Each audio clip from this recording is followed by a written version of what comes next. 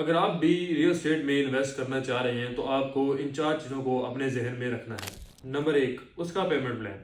क्या उसका payment plan आपको सूट करता है या नहीं, या वो आपके बजट को सूट करता है या नहीं।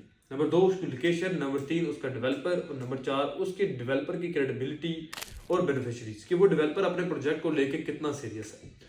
और ये सारे points right now Rawalpindi Islamabad में जो सोसाइटी मीट करती है वो फैसल टाउन फेज 2 है। मैं अगले साल दिसंबर की बात कर रहा हूँ। आपका 25-50 का प्लॉट अगले साल 31 दिसंबर तक कम से कम 50 लाख से ऊपर होगा। तो चौधरी अब्दुल मजीद साहब का जो ये प्रोजेक्ट फैसल टाउन फेज 2 है, इसकी लोकेशन की बात करें तो रावलपिंडी रिंग रोड बनने जा रहा है और चक्री इंटरचेंज के ऊपर जो प्रोजेक्ट है वो हमारा फैसल टाउन फेज 2 है।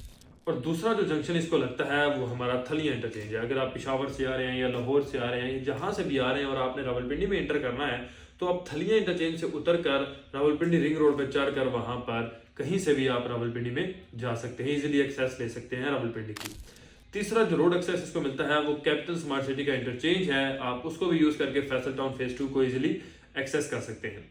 अगर हम इसके पेमेंट प्लान की बात करें तो 34,95,000 का 5 मरला आपको मिलता है with development charges, all dues clear with development charges.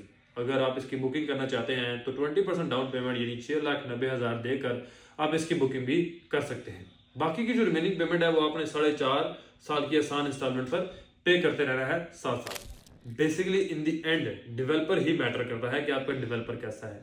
तो right now Faisal town phase 2 में, फेज 1 में चौधरी अब्दुल मजीद साहब बेस्ट डेवलपर रहे हैं। अगर आप भी इसमें किसी किस्म की इन्वेस्टमेंट करना चाहते हैं या आपने ऑलरेडी इन्वेस्टमेंट की हुई है और आपको कोई चीज़ नहीं अंडरस्टैंड हो रही, नहीं समझ आ रही, तो आप उसके लिए भी नीचे दिए गए नंबर पर रब्ता कर सकते हैं। और बुकिंग करने के लिए भी आप नीचे दिए गए नंबर पर रब्ता कर सकते हैं या हमारी टीम से रब्ता कर सकते हैं। इंशाल्लाह आपको उसमें बेहतर गाइड करेंगे। शुक्रिया।